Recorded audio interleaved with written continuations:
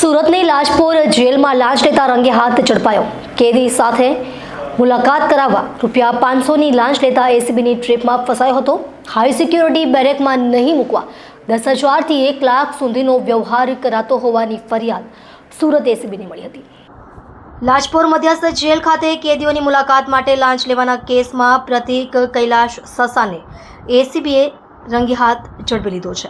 એસીબીને બાતમી મળી હતી કે લાજપોર જેલમાં કેદીઓને તેમની સગવાળાઓ સાથે મુલાકાત કરાવવા માટે ₹500થી ₹2,000 સુધીની લાંચ લેવામાં આવે છે. આ ઉપરાંત કેટલાક કેદીઓને હાઈ સિક્યોરિટી બેરેકમાં શિફ્ટ ન કરવા માટે ₹10,000થી ₹1 લાખ સુધીની લાંચની માંગણી થતી હોવાની માહિતી મળી હતી.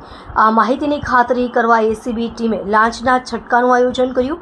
17/2/2025ના રોજ ડિકોય ઓપરેશન દરમિયાન લાજપોર જેલના મુલાકાત ખંડમાં આવેલા ટેલિફોન બૂથ નંબર 19 પર આરોપી પ્રતિક કૈલાશ સસાને એ ડિકોયના મિત્ર સાથે મુલાકાત કરાવવાના બદલામાં ₹1,000ની લાંચની માંગણી કરી. લાંચની રકમ સ્વીકારતાની સાથે જ એસીબીની ટીમે આરોપીને પંચ સાક્ષીઓની હાજરીમાં રંગે હાથ ઝડપી લીધો હતો.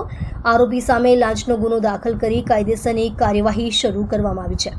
એસીબી દ્વારા વધુ તપાસ હાથ ધરવામાં આવી રહી છે કે કૌભાંડમાં અન્ય કોઈ પણ શખ્સ સંડોવાયેલો છે કે કેમ.